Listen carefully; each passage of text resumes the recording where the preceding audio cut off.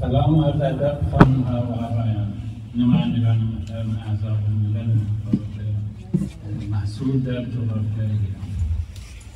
خوشحالم از اینکه فرصتی فراهم شد تا در رابطه با حقوق بشر و همچنین حق و حقوق ملت‌ها صحبت کنیم. موضوعی که برای ملت‌های تحت ستم از جمله کردها و بلوچ‌ها نه یک بحث نظری بلکه واقعیت زندگی روزمره است. ما کردها و بلوچ‌ها به صورت روزانه و به شیوه‌های کاملا سیستماتیک حق و حقوقمون نقض می‌شود. مردم ما به صورت کاملا ناحق در زندان‌های ملل بیگانه می‌پوسند و یا منتظر هستند تا اعدام شوند. بهترین حالت برای زندگی یک بلوچ و یک کرد آبادی است در کشورهای غریب. زندگی در کشوری که نه از ماست و نه ما از آنهاست. به صورت سیستماتیک اقتصاد، سیاست، برنامه زندگی ما توسط کشورهای اشغالگر کردستان و بلوچستان نابود می‌شود. زندگی و سطح زندگی و آموزش ما به صورت جبری در کشورهای اشغالگر انجام می‌شود و صورت می‌گیرد. به زبان ساده‌تر می‌توانم بگویم کردها و بلوچ‌ها نبودن و نه حتی نبودن را تجربه نمی‌کنند. آنها در این کره خاکی میان زندگی و مرگ سرگردان هستند. در این وضعیت است که ما به مفاهیم مانند حقوق بشر، حق و حقوق فکر می‌کنیم و در مورد آن گفتگو می‌کنیم. امروز من به عنوان نماینده جنبش استقلال طلبان کردستان می‌خواهم بر یک اصل تأکید کنم. حق داشتن کشور و حق داشتن استقلال امتداد طبیعی حقوق بشر است. حتما شما هم دیدید که پس از هر جنایت که توسط دولت‌های اشغالگر انجام می‌شود، کمیته‌ها و ارگان‌هایی ایجاد می‌شوند برای پیدا کردن حقیقت، کمیته‌های حقیقت‌یاب. گویا اینکه حقیقتی میان ما و ایرانی‌ها وجود دارد که باید پیدا شود.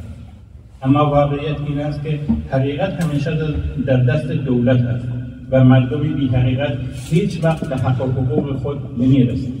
از این روز که هیچ وقت این کمیته‌های حقیقت‌یاب هیچ کاری نمی‌توانند انجام دهند و همچنین در ساختار بین‌الملل هیچ ابزار و مکانیزمی برای احقاق حقوق مظلومین وجود ندارد.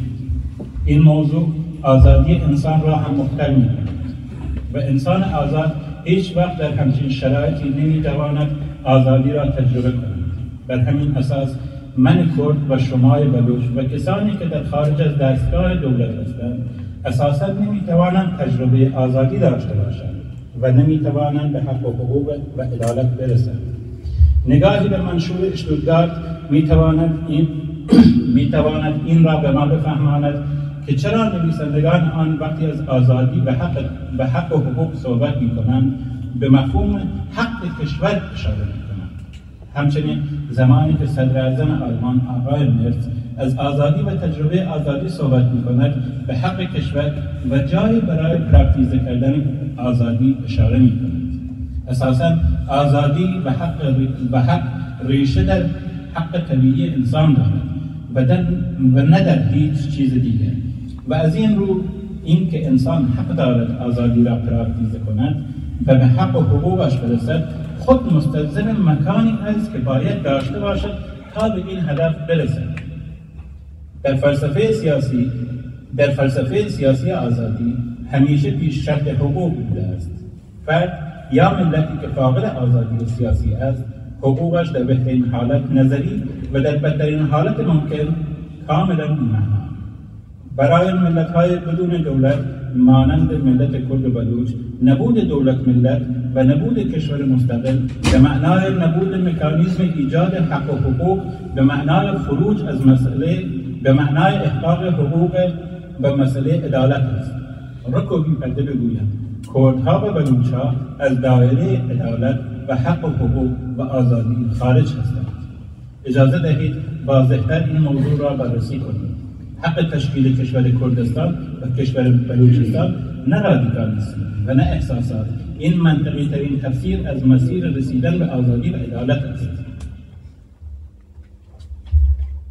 در بسیاری از اسناد بین‌المللی از جمله منشورهای مرتبط با ملل بی دولت، منشورهای سازمان ملل و حتی در نمونه برجسته چون قانون اساسی آلمان به وضوح بر حق مشابه تأکید شده است. حق ملت‌های آواره و ستمدیده برای داشتن میهن، داشتن دولت و داشتن استقلال. همانطور که آلمانی‌های آواره پس از جنگ جهانی دوم صاحب حق مسلم برای بازگشت، سازماندهی و برخورداری از کشور خود بودند، ملت‌هایی چون کرد و بلوچ نیز حق دارند خانه سیاسی مستقل خود را داشته باشند. این یک مطالبه اخلاقی و یا حتی سیاسی نیست. این یک اصل حقوقی پذیرفته شده است که مردم برای رسیدن به آزادی و عدالت باید کشور و دولتی داشته باشند که بدان احساس تعلق داشته باشند و آن را از خود بدانند و خود را در امتداد این دولت بازدهی کنند. این بدان معنی است که ما باید در راستای رسیدن به آزادی و عدالت و حقوق بشر شروع به ایجاد دولت ملت‌های کردی و بلوچی کنیم. وقتی از استقلال کردستان یا بلوچستان سخن میگوییم، در واقع از چیزی فراتر از جغرافیا صحبت میکنیم. استقلال یعنی تبدیل حقوق انتزاعی به حقوق قابل اجرا. ملتی که دولت ندارد، قانون ندارد که از طریق آن افراد این ملت دفاع کنند و نماینده‌ای ندارد که صدای آن باشد. ملت کرد و ملت بلوچ هر دو در وضعیت بی‌دولتی زندگی می‌کنند، وضعیتی که نتیجهش ظلم دائمی، محرومیت سیستماتیک، نقض پیوسته حقوق بشر است. بدین معنی که وجود دولت خود ایجاد کننده حقوق طبیعی و ایجاد کننده حقوق بشر است.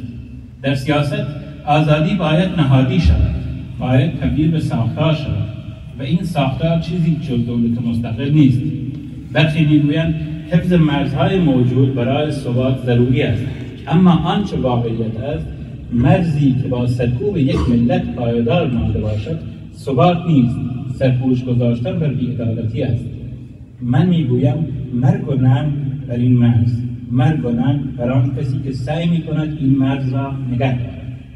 ثبات واقعی از مسیر عدالت میگذرد، نه از مسیر انکار واقعیت ها، نه از مسیر انکار عدالت. کردستان و بلوچستان هر دو نمونه‌های روشن ملت‌هایی هستند که هویت، تاریخ، زبان، تداوم اجتماعی و فرهنگی آنها معیارهای لازم برای ملت بودن را کامل کردند.